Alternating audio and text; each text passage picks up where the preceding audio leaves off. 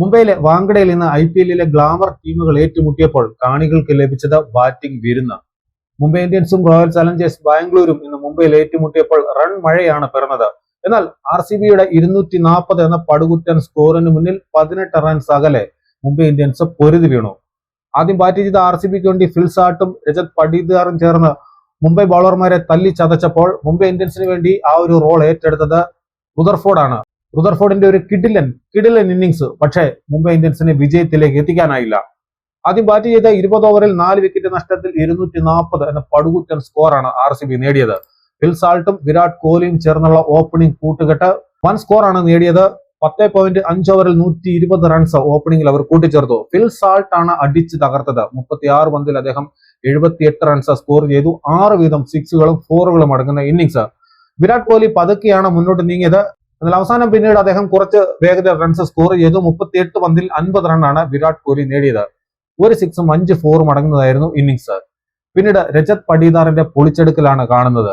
20 പന്തിൽ 53 റൺസ് രജത് പടിദാർ കൂട്ടിച്ചേർത്തു. രജത് പടിദാറിന്റെ ബാറ്റിംഗിന്റെ തുടക്കത്തിൽ IPL-ലെ ഏറ്റവും വേഗമേറിയ 50 അദ്ദേഹം കുറിക്കുമെന്ന് തോന്നിച്ചിരുന്നു. എന്നാൽ 23 പന്തിൽ 53 റൺസോടെ അദ്ദേഹം മടങ്ങി 5 സിക്സും 4 4ഉം അടങ്ങുന്ന ഇന്നിംഗ്സ് 265 സ്ട്രൈക്ക് റേറ്റിൽ ടിം ഡേവിഡ് മോശമാക്കിയില്ല. 16 പന്തിൽ 34 റൺസോടെ പുറത്താകാതെ നിന്നു. 3 സിക്സും 2 4ഉം. ജിതേഷ് ശർമ്മ 9 പന്തിൽ 10 റണ്ണോടെ മടങ്ങി. റൊമാരിയോ ഷേപ്പേഡ് 2 പന്തിൽ 2 റണ്ണോടെ പുറത്താകാതെ നിന്നു. മുംബൈക്ക് വേണ്ടി ട്രെന്റ് ബോൾട്ടും ഹാർദിക് പാണ്ഡ്യയും ജസ്പ്രീത് ബുംറയും ഷാർദുൽ ഠാക്കൂറും ഓരോ വിക്കറ്റുകൾ വീതം വീഴ്ത്തി. പിന്നീട് മുംബൈയുടെ മറുപടി ബാറ്റിംഗിൽ രോഹിത് ശർമ്മയും റിയാൻ റിക്കിൾട്ടനും ചേർത്ത 72 റൺസ് കൂട്ടിച്ചേർത്തു. 7.1 ഓവറിൽ 22 പന്തിൽ 37 റണ്ണോടെ റിക്കിൾട്ടൺ മടങ്ങുന്നു. 3 സിക്സുകളും 3 4ഉകളും അടങ്ങുന്ന ഇന്നിംഗ്സ് 168 സ്ട്രൈക്ക് റേറ്റിൽ. വേഗമേറിയ ഇന്നിംഗ്സ് കളിക്കാൻ രോഹിത് ശർമ്മയ്ക്കായില്ല. അദ്ദേഹം റിട്ടയർഡ് ഹാർട്ടായിട്ട് മടങ്ങിയായിരുന്നു ചെയ്തത്. 13 പന്തിൽ 19 റൺസ് ആണ് രോഹിത്തിന്റെ സംഭാവന. പിന്നീട് സൂര്യകുമാർ യാദവ് എത്തുന്നു. 22 പന്തിൽ 33 റണ്ണോടെ മടങ്ങുന്നു. തിലക് വർമ്മയ്ക്ക് ഫോമിലേക്ക് ഉയരാനായില്ല. 3 പന്തിൽ 1 റണ്ണോടെ മടങ്ങി. ഹാർദിക് പാണ്ഡ്യയുടെ ഒരു മികച്ച ഇന്നിംഗ്സ് പിന്നീട് വരുന്നു. 22 പന്തിൽ 40 റണ്ണ്.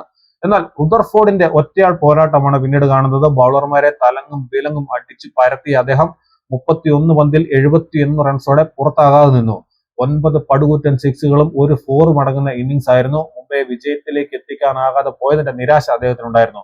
നമാൻദീർ 1 റണ്ണോടെ മടങ്ങിയപ്പോൾ മിച്ചൽ സാന്റർ 6 പന്തിൽ 8 റണ്ണോടെ പുറത്താകാതെ നിന്നു. 20 ഓവറിൽ 5 വിക്കറ്റ് നഷ്ടത്തിൽ 222 റൺസിന് മുംബൈ ഇന്ത്യൻസിന്റെ പോരാട്ടം അവസാനിച്ചു.